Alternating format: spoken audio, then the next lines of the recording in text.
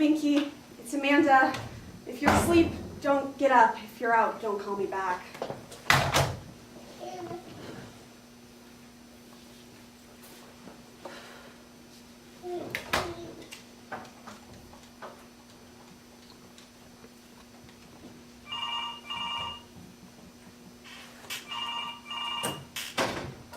Hello, Contact. Yes, hello? Yes, this is Contact. Can I help you? Yes, well, I mean, probably not. I mean, I can't imagine how you could. I wanted someone to talk to, and it seemed too late to call What's in. your address? Pardon me? What is your address? Why do you ask that? This is a crisis hotline. I need your address. I don't see how that's relevant. Look, I'm not allowed to talk to you without an address. I don't want you I'm to... hanging up. 241 West 21st Street. Was that so painful? Just see the Have you purpose. swallowed anything? I just wanted someone What to floor talk are you to. on? The 6th? Is the window looking more and more inviting? I believe you have Do you have any firearms? firearms? No guns, but not. Certainly not. Are you lying to me? I will not tolerate being lied to. I'm not going to do anything drastic. People say that. They always say that. People lie. I have no intention of... Last week, Tuesday, I think? Either Tuesday, Wednesday. I can't remember. I'm on the phone 45 minutes with this young man. 45 minutes! And he's swearing up and down that he has no intention of doing anything. And after all that time, Audi sales right out of the window, dead. Oh my. People lie. What was troubling him? Something was wrong with him. Who can keep it straight? But I tell you, I felt very betrayed. I'm not going to jump out the window.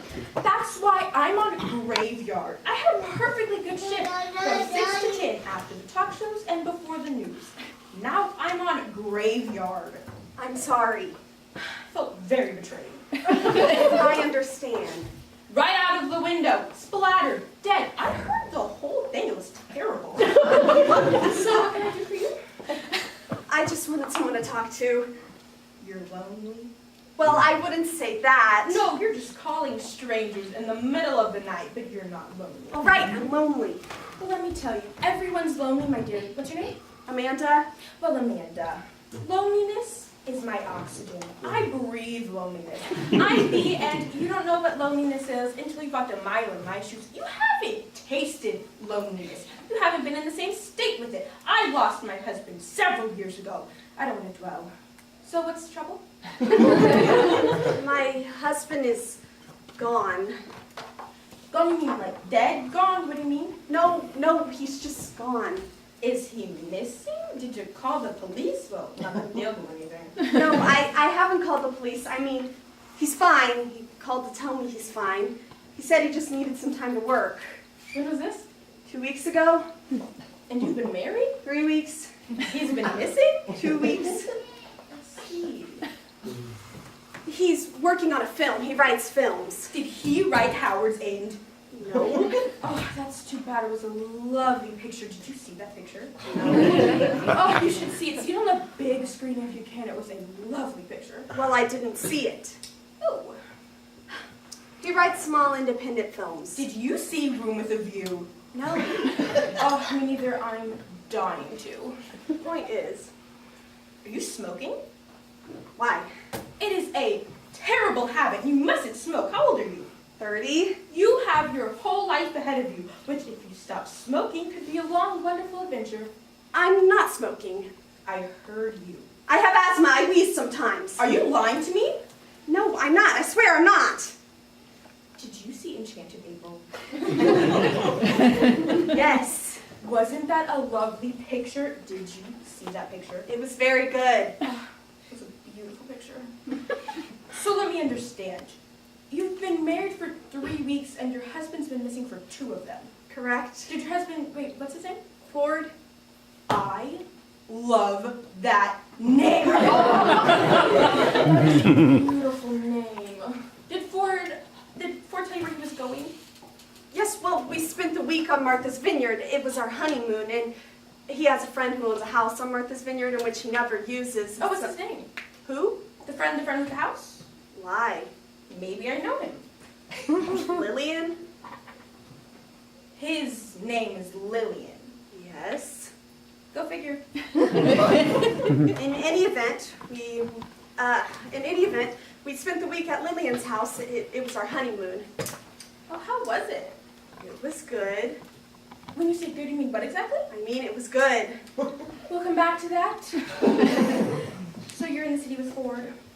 Yes, we're back in the city. It's Monday morning, and after breakfast, he said he wanted to go for a walk. So naturally, I started putting my shoes on. I thought he meant together, but he said he wanted to go alone. He was working on an idea for a film, mapping it out in his mind, as it were.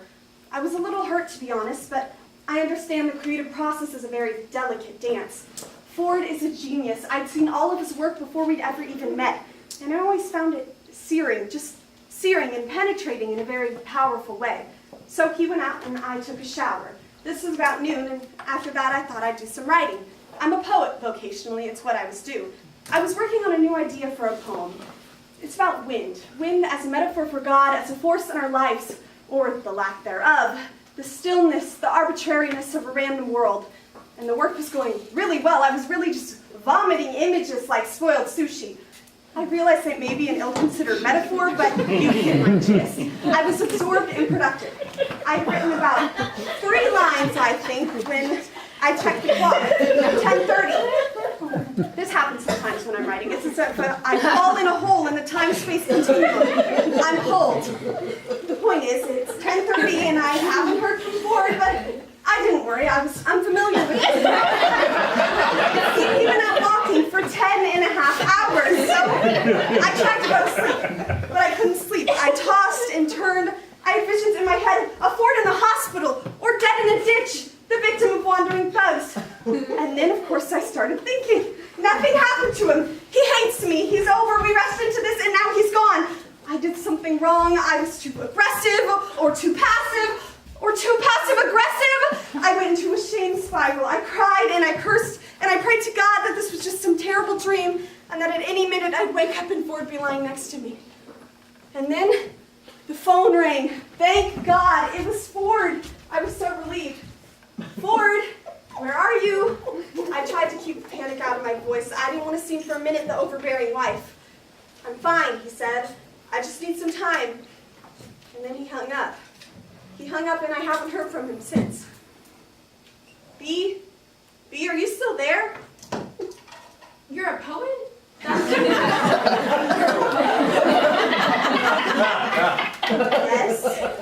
Is there any money in that? Money is not the issue. I've never heard of such a thing. You've never heard of poetry? I've heard of poetry. I'm not stupid. I've never heard of somebody doing it for a living. Well, I did inherit some money when I was younger. Knew it. I've published many poems. I have a poem in this week's New Yorker. What's it called? Why do you ask? I'll pick it up. I'll take a look. Untitled 106? I'll take a look. Don't bother. I'm very impressed. Tell me, how long did you know Ford? I love saying that name. How long did you know him before you got married? Why do you ask that? Just answer the question. Doesn't make a difference. Who is the professional here? Are you a psychologist? No, I'm not. Then what kind of professional are you? I ran a needlepoint store for several years. We go through a grueling 6-hour training process before we're allowed to man the phones. I see. Not just anyone can walk in off the streets. I don't see how a 6-hour training process qualifies you. My life qualifies me. And how's that? I am a survivor. But that you mean you're old? I'm hanging up. I'm sorry. Judge me not, lest you be judged and leave is what I think I mean. I know the misery of abandonment. I've been in your place. When my husband died, I thought the world was coming to an end. I've never felt so alone. Do you have any children? One, yes, but don't get me started. My husband's death just pulled the rug out from under me. I didn't want to do a thing. I didn't want to wash or cook or go to the movies. I just cried. I curled myself up on the kitchen floor and I cried. One day, honest to God, I found myself snailed up on the kitchen floor in yesterday's nightgown. That's the end. That's the bottom, my dear. When you're snailed up on the kitchen floor. I didn't even care for my late husband. Pardon? But I pulled myself up by my bootstraps and I started over. I made a life for myself. So you want to know my qualifications? I've come back from the grave. That's my qualifications. I see. So how long did you know him before? A month. A month. 2 weeks. You marry someone you know for 2 weeks? Yes. Does that seem foolhardy to you? I mean, it seems foolhardy to me. Well, hindsight is always 20/20, isn't it? Don't be fresh. I'm just saying that isn't very long. I knew him a week, all right? How did you meet? We met at an installation, What the hell is that? I don't know. an exhibit, an art show by my friend Tipper Boucher. This is a name? Yes, it is. I've been dating Cowell Sealeg, the performance artist, maybe... No. Well, that was over. How did it end? He killed himself. Was that last Tuesday or Wednesday? Ago. Then it wasn't my fault. He died on stage, self-mutilated. It was part of his performance. It was very well reviewed, I prefer a musical. I assume. Did you see Blood Brothers? No. In any event, I went with Binky to the gallery and met Ford. Then what happened? And I was very attracted to him. He's very attractive. He has beautiful hair and beautiful eyes and hands, simply wonderful hands. Yeah, he has hands. What happened? And then eventually we came back here. Your place. Yes, What was wrong with his place? he was staying with some friends. So I wouldn't say we were drunk, but we both had a couple of drinks and we came back here, and after that he asked me to read some poems. Oh, very, very smooth. So I read him Untitled 87 and Untitled 24, and one I hadn't titled yet at all. He listened. We looked out the window, and from my apartment one can see into the building across the street. It seemed that everyone was home. There was a light in every window, and I know this sounds far-fetched, but in every window there was someone watching television. Every window a painting of isolation. Every television reflected blue onto a solitary face. The sight filled me with a huge sorrow. I wrote a poem about it later, Untitled 106.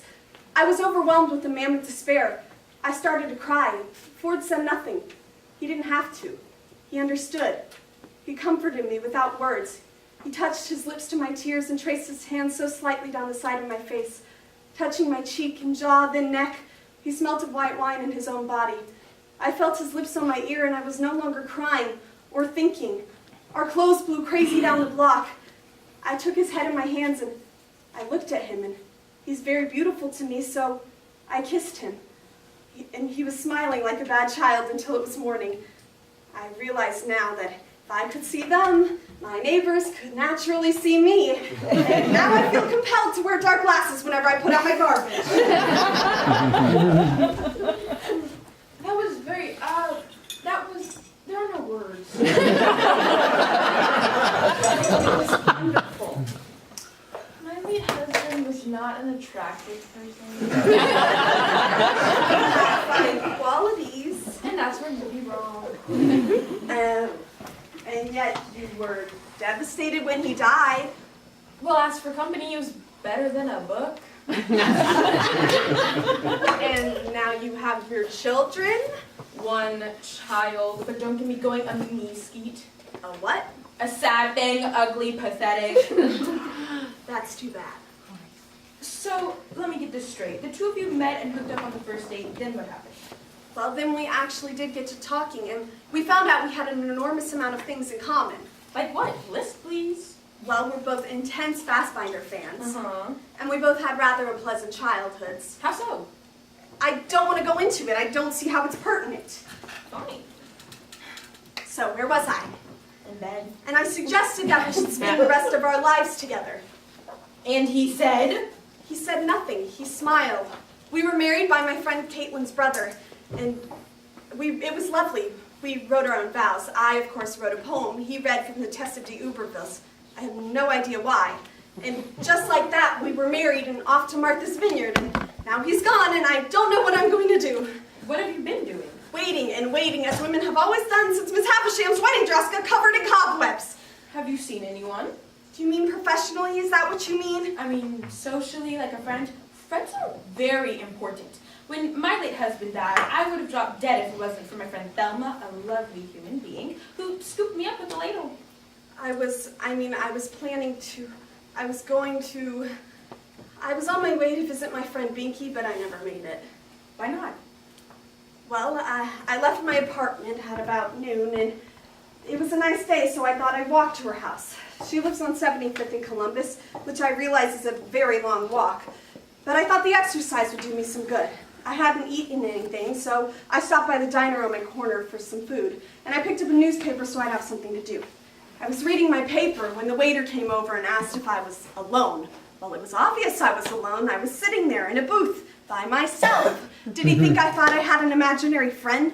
Was he trying to be funny? Did he think in some way he was better than me? It was in his tone. He said, "Are you alone?" But what he meant to say is, "You're alone, aren't you?" And I can't imagine he's not alone every day of his miserable, pathetic life. He has terrible skin, and it's not attractive, not the way bad skin or the remnants of bad skin is attractive on some people. On some men, it's never attractive on women. Have you noticed that? Just one more example of the injustices we're forced to suffer. If we have bad skin, we're grotesque. Let a man have bad skin and he can be Richard Burton, for goodness sake. I hate being a woman. I've strayed. The point is, this waiter has terrible skin and greasy hair, and his breath smells of something dead, and his face is entirely too close to mine, and he insults me with his breath and his tone of voice and asks if I'm alone. I feel my face go flush. I'd like to rip his head off. I'd like to pull out his hair, only I'd never be able to get a decent grip. It looks as though it hasn't been washed in decades. I'd like to pick up my knife and stab it in his sunken, caved-in chest. But no, I simply respond, "I'm married, thank you." I realize now that my answer was illogical, that it was inappropriate, but it was all I could think to say. And then he leans back, and really in the most supercilious manner, he leers at me in intones. "I meant, are you eating alone?" I knew what you meant! I knew what he meant! I shouted, "I knew what you meant!" And I'm not one to shout normally. I don't like to shout. It hurts to shout, and it hurts being shouted at. But I shouted, and everyone was looking at me because I was standing. I don't remember standing. I must have leapt up when I shouted. The place was crowded, much more crowded than I ever recall seeing it before. And suddenly it occurred to me that these people, my neighbors, gawking at me in endless silence, were the very same people that watched Ford and myself that very first night when we met. I was so humiliated. I was going to die or be sick. I was certain I was going to be sick right there, standing up, being stared at. And then everyone would mutter under their breath every time they saw me, "There goes that woman. We've seen her do it, and we've seen her vomit." I stood there in that diner for what seemed like hours. And then with all the dignity and composure I could muster, which was considerable, I said, "I changed my mind," and I left. I was all the way on 43rd Street before I realized I'd left my purse. I was sick and dizzy and swooning. I hadn't had anything to eat. If I didn't eat anything, I was sure I was going to faint. I had 16 cents in my pocket, so I loitered at the hot dog stand. And I'm not one to eat hot dogs normally because of the nitrates, but at this point they weren't hot dogs. They were IVs, they were plasma, they were bread and water, and they cost $1.25. I tried looking sweet and pathetic like the poster for Les Mis. I let a tear come to my eye and I looked to the heavens. But the man selling the hot dogs ignored me completely. So I tried flirting with him. Subtly I wet my lips and held my arms out in a way that I thought accentuated my bust. He smiled at me lewdly, and I could see that with what few teeth he had in his head were the khaki color of dead leaves. I was sick and dizzy and swooning, but I wasn't ready to sell myself to this fetid extortionist worth $1.25 of pig snouts and feet. I'm sure there were other vendors, kinder souls who'd take pity on me. So I headed south, back to the diner, back to the hateful waiter and my purse. I kept my eyes on the pavement, all the while searching for a nickel, a dime, a subway token I could barter, and then I realized my hand was out in front of me. I wasn't begging per se, but I did my best, groveling, begging, looking vain, but the competition was fierce. A woman on my right had no shoes. I felt badly for her, until I realized the man on my left had no feet. He was chasing me on a skateboard, spitting and shouting at me in a language I couldn't recognize. But I gather I'd been working his turf, so I ran. I ran ahead, the traffic swimming ahead of me. I no longer wanted to eat. I didn't want to see Binky. I wanted my purse and my key and my bed and a bath. Every block I survived was a victory. And then there it was, across the street, home. I was standing there, surrounded by what seemed to be hundreds of children, all loud and crazy and under the care of one adult with a badge from the Chelsea Day School. We were standing there on that corner, waiting for the light to change, and it wouldn't. It would not. And finally it changed. I know it turned green, I know it. So I staggered or stumbled or walked into the street, and a car from nowhere comes zooming at me. It was headed directly for me. It was going to kill me. I was going to die. And then it swerved onto the curb, and all at once the children were screaming. I didn't look back. I ran. I couldn't turn around. I ran. I don't know what happened. I don't want to know what happened. I ran straight to my building and home. What do you think happened? I don't know. You think someone was hit? I don't know. I didn't look. Was it on the news? I don't know. It was an accident. The light was green. I wasn't driving the damn car. I didn't do anything wrong. Maybe nothing happened. I said, I don't know. This is not why I called you. My husband is gone. I don't have a purse. And this is not why I called you. You are not helping me. What are you wearing? What? Answer the question. A t-shirt? Change your clothes. My life is in shambles. Just change your clothes. I fail to see how... Do you own a shorty nightgown? Yes? Put it on. No. Just do what I'm telling you. I don't want to. Put it on. I don't want to. Look, everything looks 100% better from inside a shorty nightgown. That's very, very wise. He'll be back. I don't know. I don't know. I don't care. Who cares? You fancy yourself some modern woman, but you know things don't change. Some things are forever. The food chain is as it always was. People panic, people do things, but he'll be back. And when he comes back, not a word out of you. You hear me? Don't ask him where he's been. Act like nothing happened. You're insane. I will not tolerate this rudeness. Look, when I married my late husband, I was pregnant. Not with this child, but I was pregnant. I was very good looking when I was younger. But the father wasn't Jewish, so I decided, or actually my mother decided that it wouldn't go. So I married, what's his name, my dead husband. I'll never forget waking up the next day staring at this fat lump of hairy nothing that I married. And let me tell you, if I could have run, I would have. But I was going to have a child. So instead, I just pulled the hair on his back as hard as I could. Do you see my point? Shut up. I will not tolerate rudeness. Someone's at the door. Ford, where have you been? I told you not to ask him that. I mean, it doesn't really matter where you've been. You've been working, haven't you? I drove you away, didn't I? We shouldn't have gotten married. It was a bad idea, and it was my idea, and you felt concerned or something. Is that it? Do you want to talk about it? Is that it? Are you tired? We can talk tomorrow after a good night's sleep. But we do love each other, though, don't we? I love you, and you love me, so we love each other. You're in love with someone else, aren't you? I can tell. I'm babbling. I realize I'm babbling, but you see, I've been cooped up here lately. Not that I didn't go out while you were away. I did, just not that much. Is there someone else? Perhaps we rushed into this, but then perhaps we didn't. Time will tell. Would you like something to eat? We don't have anything, but we could order something. If you have your credit card, I lost my purse. You think I'm ugly, don't you? Tell me what part of me you think is the ugliest. No, I know, you're right. I'm a beautiful woman. I wasn't always. I never mentioned that, did I? You ever wonder why there are no pictures around here of me before I turned 20? Did you think I was a vampire? Did you think I had a Nosferatu childhood? When I turned 20, I dieted. I dieted all summer, and when I went back to school, I told everyone I was my own cousin. Isn't that something? Everyone believed I was my own cousin. That was the summer my mother died. We had a house on the Cape, and she went out into the ocean and drowned. She swam, and I never saw her again. Maybe she swam to France and became a chanteuse. That was the summer I changed my name to Amanda. Between sophomore and junior years at Sarah Lawrence, Betty was a girl whose only friends were society's cast-offs. Amanda had no more friends than Betty, but everyone assumed it was by choice. Do I know the person you found? I can be Betty again, if you prefer. My mother used to say you can be whatever you want. She meant you can be whomever you want. Everyone said she died. They said it was an accident. My father said things happened. I think she killed herself. I think she wanted to die. Maybe we should just talk tomorrow. While you were away, I did some work.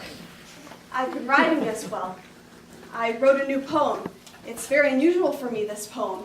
It's a narrative, and it's about this man, and he's very attractive and very loved, and one day he finds himself married, and he loves his wife, and she loves him, but he feels confined, I think is the word I used. Maybe it was trapped, I can't remember.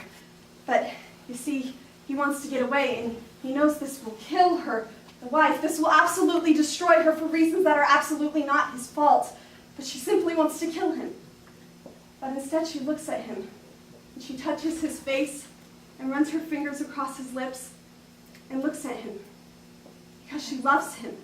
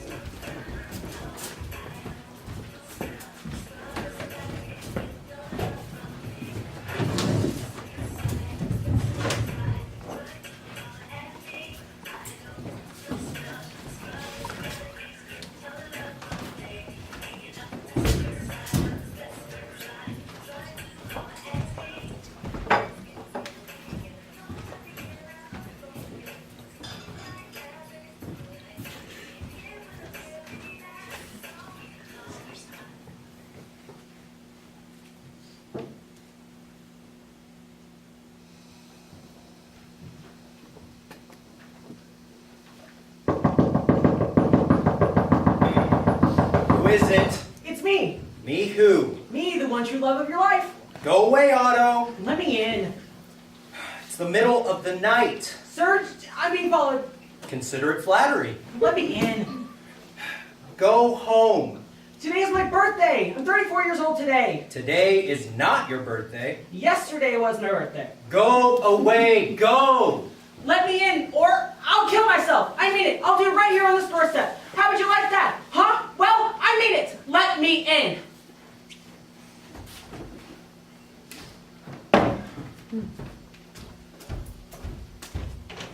What do you want? I got fired. Well, you can't stay here, okay? I'm expecting someone. I won't sit long, I promise. Whew. It is unbelievably hot in here. Is the air conditioning broken? You look well, but then you always look well. I saw a picture of someone who looked just like you in a magazine. What are you doing here? I got fired. So you said.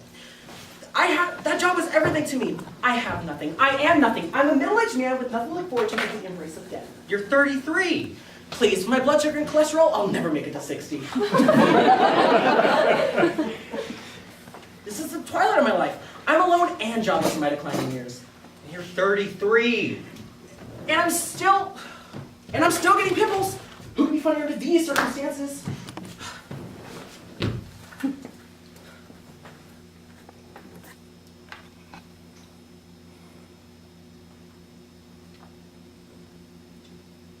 Do you think I made it too cold in here?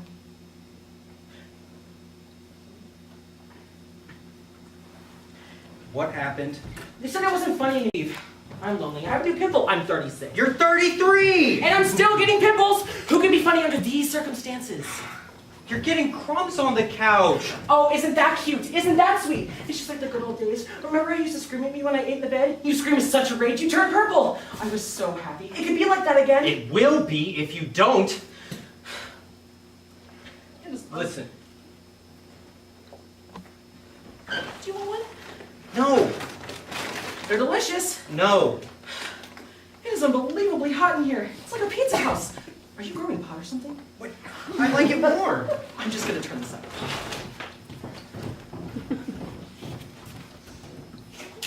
Who needs them anyway? I survived before the Camille in my club and I'll survive again without it. I'm not a comic, I'm an acteur. I did Chicago and Hinge. It was only college, true, but I have training, I have technique. That was the best job I ever had. Steady work, steady paycheck, 4 nights a week, and I could live off it. What am I going to do? Oh, you'll get another job. Oh, you don't care. You never cared. You're self-centered. That's your problem. Like those Calvin Klein, they're cute. You know what this means? It's back to the notions counters for me. You worked at Barney's in European suits. I just want to die. Well, you can't die here, okay? Not tonight. Do you think I made it too cold? Can I stay here? Can I spend the night here? No.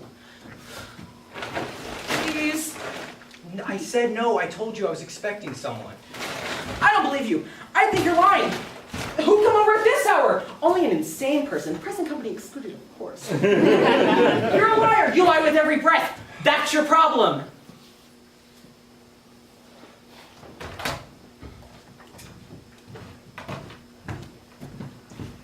Hello? Yes, I'm fine. Oh. Oh. It's for you.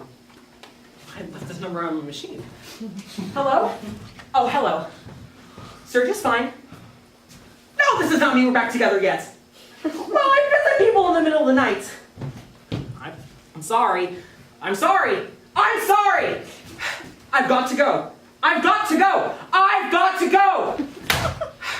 It was my mother. She thinks I'm going to kill myself or something. She thinks I'm taking this job thing too seriously.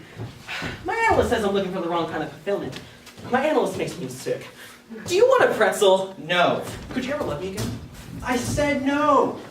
Don't toy with me. Don't tease me along. I said no. I'm an adult. Lay it on the line. I can take it. I'm in love with someone else. I remember the first time I saw you at Barney's. You were spectacular looking to me at any rate. Not that you're not good looking. Well, some people don't think you're as good looking as me, or as I do. Even my mother thinks you're better looking than me. People ask her if she has a son, and she shows them your picture. Is there no way to stop you? I certainly hope not. Obviously, you have to be good looking to be a model. But you're not good looking enough for print, are you? You only do runway. Do you think I'm too chilly in here? Could you love me again? I doubt that. I certainly hope not. I want a new diet. Can you tell? No. Well, actually, I gained 4 pounds. I have a Slim Fast shake for every meal. Have you tried Slim Fast? Of course not. Oh, you're afraid to try new things. That's your problem. I like your hair. Are you combing it differently? Slim Fast is delicious, and it goes fabulously with pretzels. I'm not thirsty yet. Sorry. I'm not thirsty yet.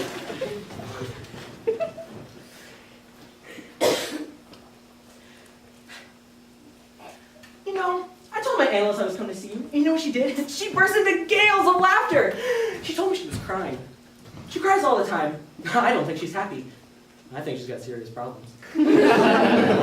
So tell me, what have you been doing with yourself lately? I'm fascinated. Well, I did the Gaultier show and Anasui menswear.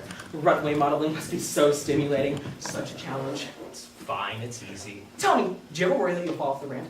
Do you ever worry that you'll swagger blindly off the runway until lap of an editor from GQ? No! Do you ever worry that you'll put your clothes on upside down? Do you ever worry that you'll trapeze down the catwalk with your arms and your leg holes and your pants tied around the back? Like the time I saw my father. You know what he told me? He was in the hospital. He was on an iron lung. He was dying. Burrito? No. So anyways, he was on this iron lung. His breathing was very labored. He had emphysema or something? Oh, I can't remember. So, he's on this iron lung. His very last words to me, his very last words he ever spoke were, Otto! Otto, please, no, don't touch that plug! Oh my God! You unplugged his iron lung? It's television! What's wrong with you? You thought I killed my father! I unplugged this television! You're insane! That's your problem! My busy schedule, which was completely empty as it happened, but he didn't need to know that. I that old gas bag, and he had the nerve to lie there watching TV. He was the rudest person I ever knew. So I unplugged it. He was watching a football game. I don't know, the one with the orange ball, hoops, and the nets. So I unplugged it. He was so angry. He wouldn't say a word. He would just lay there like a corpse. It wasn't until later that I learned that he died. Get some sleep. Yes, my house burned down. Really? It did! It burned to the ground. It's a miracle nobody was killed. I think someone said it. That's what I think. I think the management company did it for insurance. That sounds possible, doesn't it? No. You're too cynical. That's your problem. Go ahead.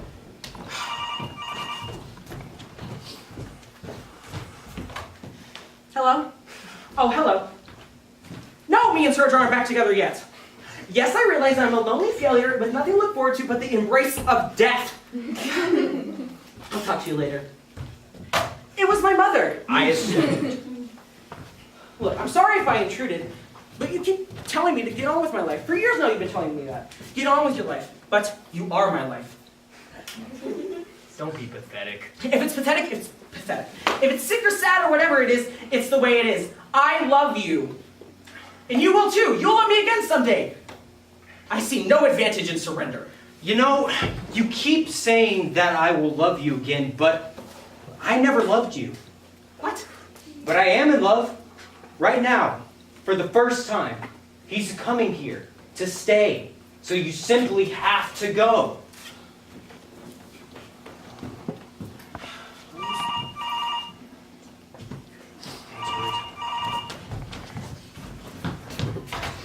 Hello? Oh, hello. Oh. It's for you? What? Oh! Oh. All right, bye. He's not coming. Oh. Oh! Does that mean I can stay over?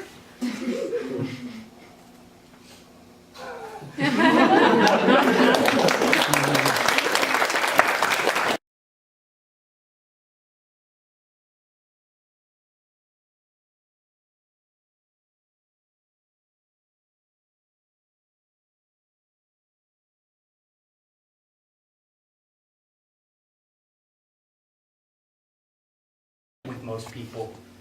Most people look at me and they see someone who's unusually attractive. Then they find out that I'm a model and they assume that I'm an idiot. You know what? I think that's a form of prejudice. What did you say, so? I don't know. I don't know and I don't care. Anyways, we went back to my place. We were talking and listening to some old Donna Summer tapes. And then we didn't even discuss it. Before we knew what was happening, we were going like rabid dogs right there in the window. Oh my gosh. I know it's pretty unbelievable. But when you connect, you connect. I think I'm going to be sick. Oh, not to worry. We were extremely safe. I consider myself extremely responsible. Good. And that was it. We spent the next 14 days together. Did you? In the bed, on the floor, in the tub, on the roof. The roof? We only stopped for salt tablets. I was seeing this other guy, this guy named Roger. He was crazy about me. He had heart surgery last week, but I'll be completely honest with you. Ford made me completely forget about Roger. I forgot to call the hospital or send him flowers or anything. I wonder if he lived. Can I use your phone? No. Oh, I guess it doesn't matter much. I never really cared for Roger. He was crazy about me, but he talked non-stop. I couldn't get a word in edgewise. With Ford, it's different. We have something very unique. You can't qualify unique. It either is or it isn't. What? Skip it. And that's what I don't understand. Believe it or not, Ford was planning on moving in with me. He left my place at around 12 last night and said he'd be back in a couple of hours with his stuff. He was going to. And then he calls at 2 a.m., no excuse, no explanation, no nothing, just I'm not coming. Well, I'm not used to this. I'm not used to being treated like a piece of gum stuck under a table. I want to see Ford now. Too bad. I'll wait. Just go. Tell me, did he say anything to you? Did you discuss it? Was it me? Oh, was I too suffocating? Well, I thought he liked being suffocated. Stop it, stop it, stop it! He told me we had something special. He told me that he loved me. When was that? Over and over again. Really? If not in so many words. Well, Mr. Surge, he told me he loved me over and over again. Last night, in so many words. Really? Yes, really. Because Ford and I are married and we do love each other. So whatever sick, twisted hold you got on my husband is broken. He clearly regrets having met you, and he's decided to stay here with me, his wife. You think so? Yes. Did he return to you last night? No, he was in bed with me, and that's exactly where he intends to stay. I'd like him to tell me that. Why don't you just go? Just go and get yourself a tan. If you leave now, there'll be no ugly scenes of recrimination. Well, maybe Can I get a glass of water? No. Please, I'm strikingly attractive, and this comes as quite a blow. Fine. Drink it.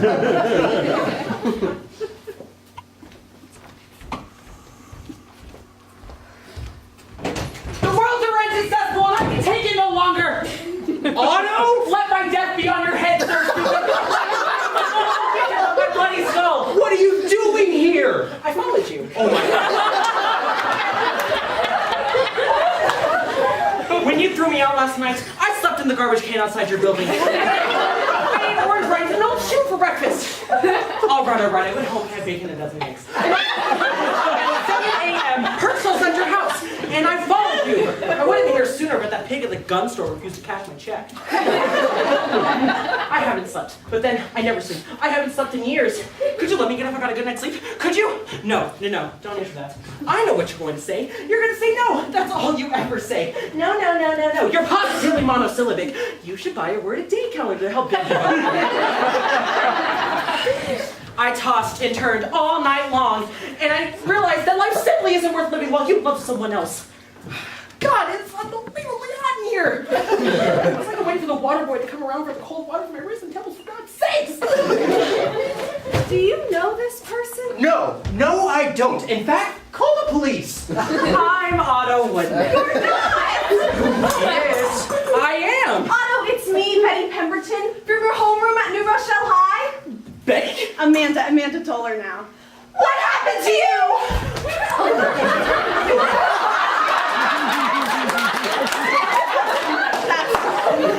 I heard about your mother. Don't mention it. I'm so sorry. Don't be, really. She was a terrible person. For years now, I've tried to convince myself that her death was somehow tragic to me. That she was a fine person, but she wasn't, and it wasn't. She was very beautiful, you know. She was tall and thin. She looked like Audrey Hepburn.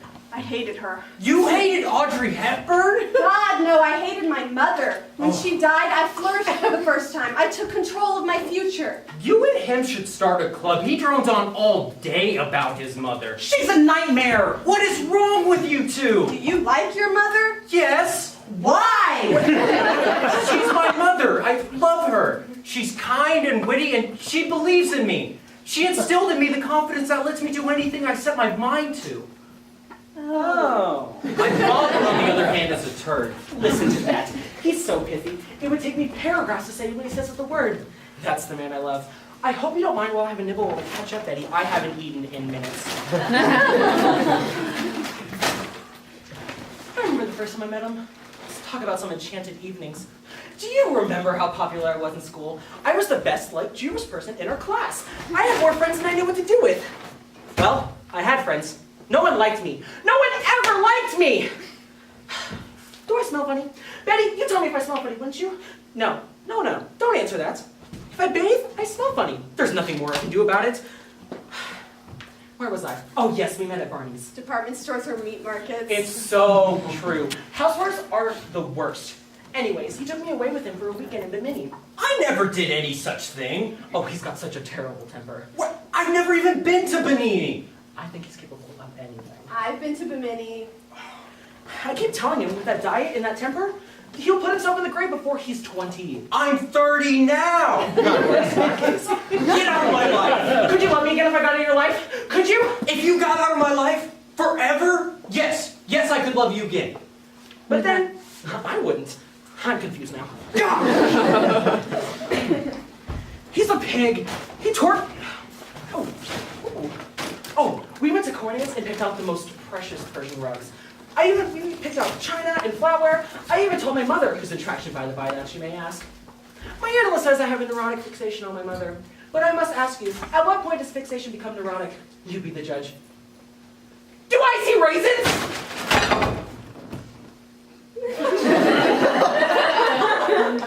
Anyway, the point is, we went so far as to pick out the What Shall We Name the Baby books. I voted for Shamil. He wanted Violet. We bickered. Stop talking!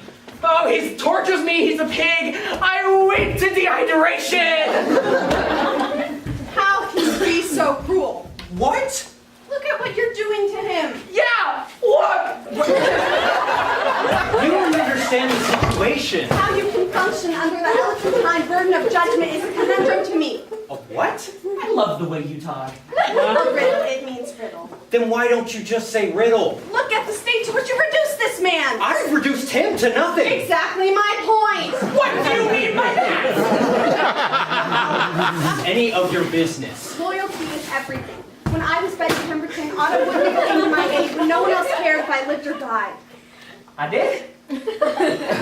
I spent many a long afternoons weeping in solitary misery under the bleachers. There was this one group of particularly venomous girls who pelted me with rocks and stole my English lit midterm. Otto came to my rescue. I did? He stayed up all night and helped me redo it. I only got a C+, but I would have had nothing to turn in if it wasn't for Otto's gallant chivalry. Oh, don't mention it. Rugula? He was sweet and kind and good. Well, he's none of those things now. Whose fault is that? You think you can lightly destroy human beings without remuneration? You think I'll let you toy for it, but you toy poor, pathetic, not repulsive Otto? Well, I'm here to tell you no. You may not. You've got to be stopped. Who's Ford? My husband. My God! My rival! Where is he? He's in there. I think if he's Prepare to die, you filthy coward! There's no use in hiding! He's probably in the shower. Well, I'll just wait. I've asked you to leave. I've told you to leave. If I must, I'll call the police. I'm not leaving until Ford tells me to. What does it take? You know, you've said a lot of terrible things to me today. Things you have no right to say. You don't know anything about me. I know more than I care to, thank you. You look at me and you see someone who's in control. Someone who has it all together. You don't know what my life has been. Enlighten me. As long as I can remember, since I was a child, people have thrown themselves at me. Otto's just an extreme case. My heart bleeds for you. It's a curse. Everywhere I go, it's the same thing. I've spent night after night with hundreds of strangers, thousands, millions. Is the touching part coming? Yes, I don't toy with people. I sit and listen to them profess their love for me till I could vomit. But I never respond. I never say a thing. If absolutely pressed, I confess, I tell them that I've never felt a thing. Because that's what I feel. Nothing. I've never felt a thing. I've wanted to, I've tried to, but there's just nothing. And yet, I attract people night and day, the faceless throng of babbling strangers, until Ford. It's not fair. It's just not fair. Is it my fault that their lives are so obviously empty? Is it my fault that people are simply sucked into me like a vacuum? No. Is it my fault that I'm unusually attractive? Is it my fault that I have beautiful hair?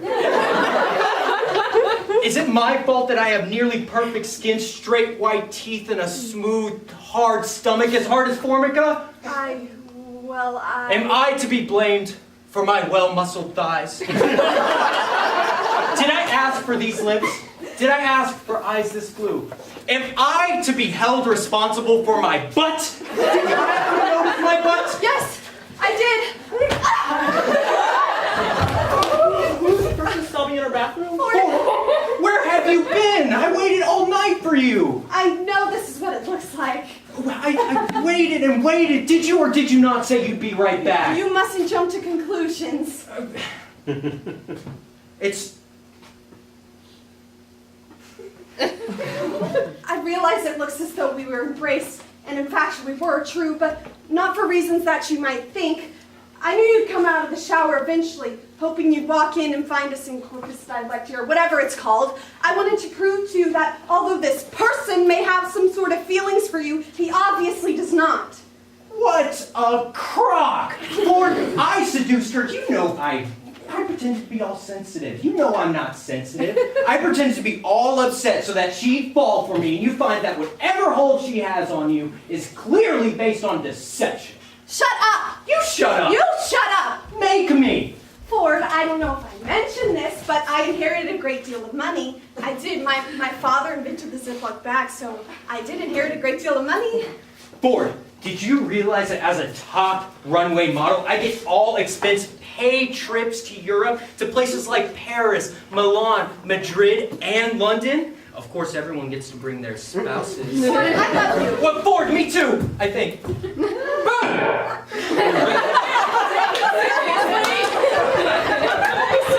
me. Here, Otto, eat. Can I help you? Is that Amanda?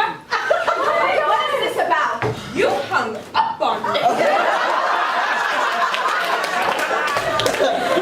I'm Bee from the hotline. I will not tolerate being hung up on. Mother?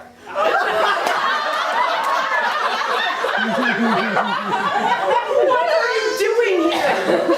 This one hang up on me. 35 minutes we talk and she hangs up. For all I know, you're splattered on the sidewalk. Water, I have a taste in my mouth like bird wet feathers. Thank you for coming, but as you can see, I'm fine. You're Serge, aren't you? Yes? You look just like your picture, only with clothes. I love that picture. You know I keep it in my purse. So I've been told. Does this mean you two are back together? No, Mrs. Woodnick, it does not. Thank you, darling. If you don't mind, Mrs. Woodnick. Mother! You remember Betty Pemberton? Oh, of course. Who could forget her repulsive? I am Betty Pemberton. I thought you were Amanda. I'm both. You look fantastic. I heard about your mother. Don't mention it. Maybe you could help Otto. Look at him, yuck. Maybe if you're lucky, you'll explode and bits of you fall all over Broadway. They look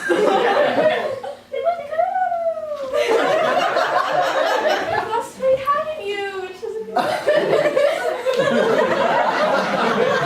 Thank you for coming, Mrs. Woodnick, but actually... Oh, wait. Oh, what are you doing here anyway, Otto? Shouldn't you be out looking for work? My son was fired recently. I followed Serge. Why, Otto? Why did you have to make such a pest of yourself? What good can come of that? None. Why'd you follow Serge here? So I could kill Ford.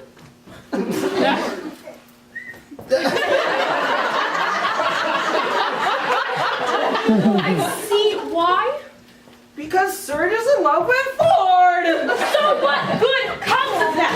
You make no sense in talk anyway, so don't eat. I apologize for hanging up. You have the most beautiful name I've ever had in my mouth. Amanda or Betty or whatever the hell you're calling yourself today. I can see why you're upset. I mean, I'd be upset too if I thought this one was leaving me for him. He's not leaving me for anyone. He's coming with me.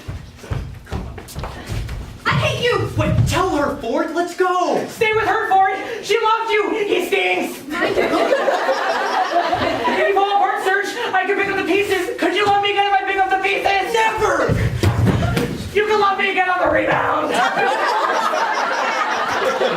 Ford, I have a taxi waiting for us. We could be together in 20 minutes. If you do not shut up, I will not be responsible for my actions. I'm liable to kill someone. I can do it too. What are you people doing here at this hour? You should not be here. I'm calling that hotline and reporting you. I was a good girl. Why is God punishing me now? I may have killed a couple of hundred children yesterday, but that was not my fault. It was an accident. You're unstable. I am. I haven't eaten anything in a week. Would you like a bagel? You got a Bialy? Let me look. I will not be reduced could be together right now. Shoot him, Otto! Shut up! Stop it with the shouting. Enough already. You're giving me a headache. Shoot her! Shoot me! Shoot someone!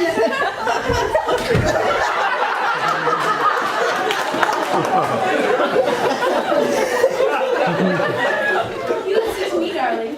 I have had extensive crisis intervention training, and I believe I can give some assistance. I give up.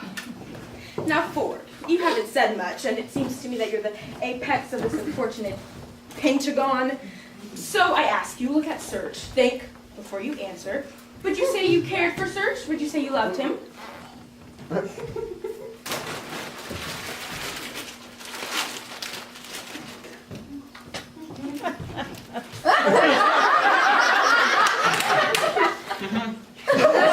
Otto, shoot him! Quiet! Now, Ford, look at Amanda, who I'm assuming has looked better. Would you say you also cared for her? Would you say you loved Amanda?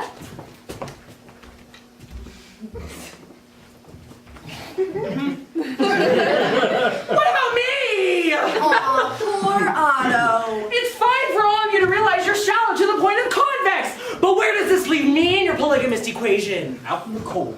I'm sorry. Don't binge. Oh, I don't care. I just don't care anymore. I'm so unhappy. Mother, you carry pictures around of people you've never even met. You carry pictures around of people you've never even met. I'm so upset. When I was in the 6th grade, we had a Sadie Hawkins dance. It was the beginning of May. It was a girls ask boys. I waited all day for a little girl to come around to come ask me, but no one did. I just waited around and nothing. I was so heartbroken. I went to the cloakroom and curled up in a fetal position and cried.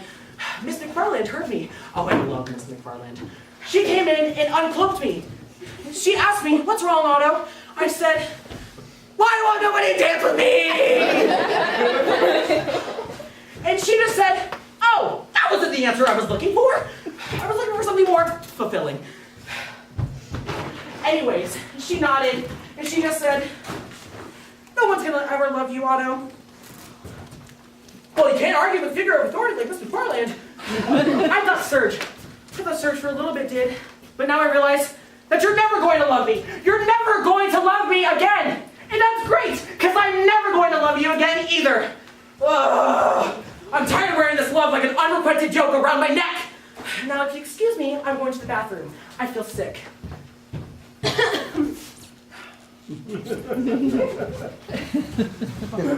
He's unbelievably loquacious. You have no idea. I hope you leave soon.